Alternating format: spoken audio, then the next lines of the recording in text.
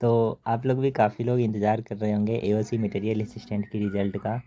तो आज जब मैंने ये क्वेश्चन देखा तो मैं भी काफ़ी अपसेट हो गया, क्योंकि ये क्वेश्चन पहले ही आउट हो चुके हैं और ये क्वेश्चन मुझे चेन्नई से मिला है, क्योंकि वहाँ पे एक सुपरिटेंडेंट थे, उन्हीं के किसी रिलेटिव्स का पेपर था, तो उसके थ्रू मुझे ये क्वेश्चन पेपर यहाँ मिला है।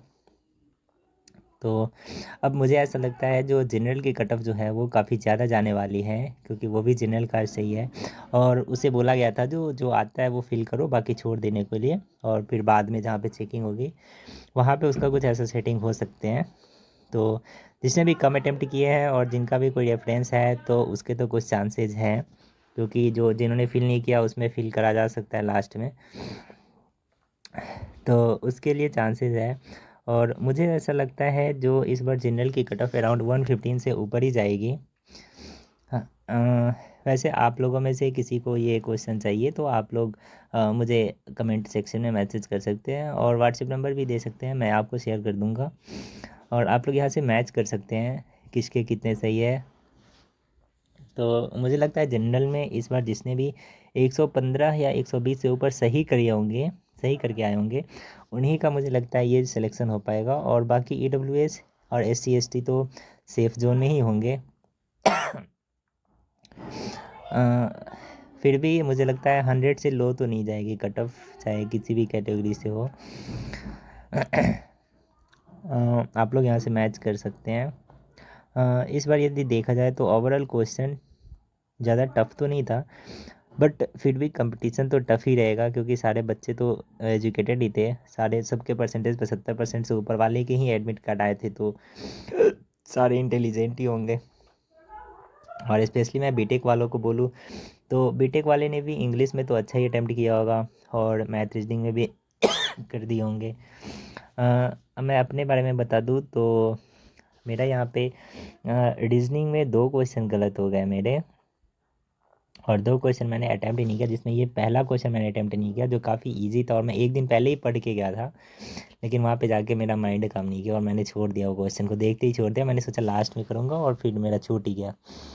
तो एक क्वेश्चन वो मेरे गलत हो गए, मैंने छोड़ ही दिया था, और एक और क्वेश्चन मैंने छोड़ा, और 2 क्वेश्चन मेरे गलत हो गए रीजनिंग में। तो 50 में से मुझे लगता है अराउंड 45 तो कम से कम आ ही जाएंगे। और एकदम, और मैं सबसे वहाँ पे सबसे आगे ही बैठा था, तो वहाँ पे जो भी क्वेश्चन सही कराया गया था तो वो मुझे लगता है वो सब मेरे सही है। तो मुझे लगता है इसमें और कुछ गलत नहीं होने चाहिए। अराउंड 45 तो मेरे क्या सबके आ ही गए होंगे, 45 से कम तो मुझे नहीं लगता किसी के आएंगे रीजनिंग में। और मैं इसके बाद आप लोग यहाँ से मैच कर सकते हैं। और इसके बाद यदि मैं नीचे की बात करूँ, दूसरे पोर्शन की मैथ की बात करूँ तो मैथ भी कोई ज़्यादा टफ नहीं थे, बट 2 क्वेश्चन इसमें काफ़ी, एक क्वेश्चन टफ थे और बाकी क्वेश्चन इजी थे, लेकिन प्रिंटिंग मिस्टेक थी तो वो वहाँ पे सही करा दिए थे। तो मुझे लगता है वहाँ भी सही होंगे, बट इसमें भी मेरे 2 क्वेश्चन गलत हो गए। एक तो मेरे 53 नंबर क्वेश्चन, तो यहाँ पे ऑलरेडी 45 होता, और मैंने यहाँ पे बिना देखे 95 या 90 ऐसा कुछ लगा दिए थे, तो ये मेरे ऐसे ही गलत हो गया। मैंने देखा और ऐसे ही 90 लगा दिया, और फिर जब मैंने सोचा तो यार ये तो गलत हो गई। तो एक क्वेश्चन ये मेरा उसी टाइम मुझे पता चला, तो मेरा ये एक क्वेश्चन गलत हो गया। और इसमें एक और क्वेश्चन मेरा गलत हुआ था, वो था अभाज्य संख्या वाला, शायद इसमें हो या रीजनिंग में हो, अभाज्य संख्या वाला मेरा एक और क्वेश्चन गलत हो गया था। तो 2 क्वेश्चन मेरे गलत हो गए, और ये प्रथम अभाज्य संख्या, और 2 क्वेश्चन मेरे गलत हो गए। और ये क्वेश्चन जो सबसे लास्ट में है, a person borrows Rs 55,000 for 2 years at 4% per annum simple interest. He immediately lends it to another person at 6% per annum for 2 years. Find his gain in the transaction per year. इसका answer around 100 होने चाहिए थे, क्योंकि 2 साल में 200 आ रहे थे, तो एक साल का 100 रुपये होने चाहिए थे, जो यहाँ पे ऑप्शन ही नहीं था। तो और वहाँ पे सही भी नहीं कराएगा, मैंने कितनी बार बोला भरतपुर सेंटर पे, सबको वहाँ पे बोला जितने स्टाफ थे, लेकिन इन्विजिलेटर वालों को, लेकिन कोई सपोर्ट नहीं किया इसके लिए और नहीं बताया। लेकिन जब यूट्यूब पे अभी देखा मैंने, तो पता चला जो वहाँ कितनी जगह पे इसे 4.25 कराया गया था, और उसका आंसर शायद 112.50 करके आया था लोगों का आंसर, तो वहाँ पे सही कराया गया था। बट मुझे लगता है भरतपुर में किसी ने ये क्वेश्चन बनाया ही नहीं होगा, यदि अटेम्प्ट भी किया होगा, और 112 जिसने किया होगा 112.50 उसी के सही होंगे, लेकिन मुझे नहीं लगता, क्योंकि मैं सबसे आगे ही बैठा था। तो एक ये क्वेश्चन अटैम्प्ट ही नहीं किया, और एक स्टैंडर्ड डेविएशन वाला जो ये है 72, ये 2 क्वेश्चन मैंने अटैम्प्ट नहीं किया और 2 क्वेश्चन मेरे गलत हो गए, तो 4 क्वेश्चन मेरे ऐसे हो गए। तो अराउंड 5 नंबर मुझे लगता है कटेंगे शायद ज़्यादा से ज़्यादा। तो मैथ में भी 20 नंबर और मेरे का 20 सबके ही आएंगे मैथ में, और रीजनिंग में भी मुझे लगता है 45 से कम नहीं आने चाहिए जनरल कास्ट के किसी भी बच्चे को। यदि उससे कम है रीजनिंग और मैथ में तो फिर आप लोग थोड़े मुश्किल में आ सकते हैं। और जीके की बात करूँ तो जीके में मैंने काफ़ी सारे क्वेश्चन जीके में मैंने काफ़ी सारे क्वेश्चन गलत कर दिए थे। वह देखो जीके कहाँ है, ये रहा जीके।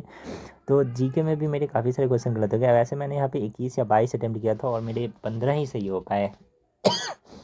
तो वहाँ भी मुझे 6-7 क्वेश्चन गलत हो गए, तो मुझे लगता है वहाँ भी मेरे 11 से 12 नंबर ही बनेंगे। 12 नहीं, अराउंड 30 नंबर बनेंगे, 12 to 30 नंबर। तो इसमें यदि किसी ने यदि 20 कर दिए होंगे तो, और मैथ रीजनिंग में तो कुछ कम भी है और इधर 20 है, तो फिर एवरेज मान के बराबर हो सकते हैं। ये जनरल कास्ट के लिए स्पेशली कह रहा हूँ। तो मुझे लगता है फिर उन्हें कोई प्रॉब्लम नहीं होनी चाहिए यदि इसमें 20 नंबर की है और उधर यदि 2-4 नंबर कम भी है रीजनिंग में यदि 40 भी है और इधर आपने 20 कर दिया है तो फिर एवरेज ठीक ही है। तो यहाँ भी मुझे लगता है 11, 12 या 13 नंबर आ जाएंगे, तो 45 उधर, 20 उधर, 65 और 12 से 13 नंबर इधर आएंगे। तो 65, 75 और 3, 78 नंबर अराउंड यहाँ पे हो जाएंगे मेरे टोटल कट के, 78 हो जाएंगे। और इंग्लिश 50 में से मुझे लगता है ऐसा, मुझे मेरे हिसाब से शायद 29, 30 या 31 के अराउंड मुझे लगता है सही होंगे, 28 to 31, और मैंने अटैम्प्ट किए थे 42। तो मुझे लगता है शायद 28 नंबर तो एटलीस्ट आ ही जाने चाहिए। तो 78 और 28, 78, 86 और 20, 106 नंबर मुझे लगता है, 105 या 6 नंबर टोटल कट के मेरे हिसाब से मेरे बन रहे हैं। और मैं बता दूँ तो मेरी कैटेगरी EWS की है।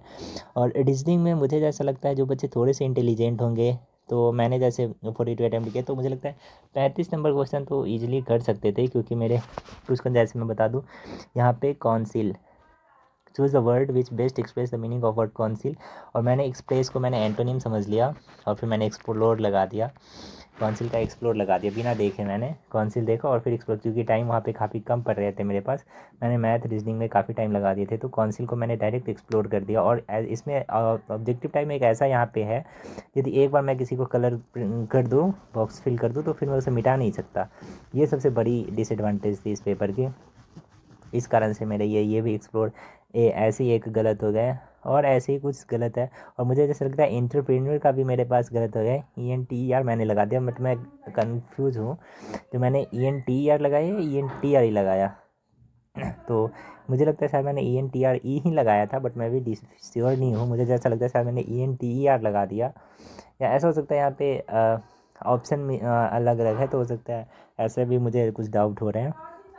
तो ऐसे ही है, तो मुझे लगता है 10-12 क्वेश्चन तो मेरे गलत हो ही जाएंगे, जिसमें 28 से 30 क्वेश्चन मुझे लगता है 28 नंबर आने चाहिए। तो मुझे लगता है 105 नंबर ही मेरे बनेंगे, 105 से 6 नंबर।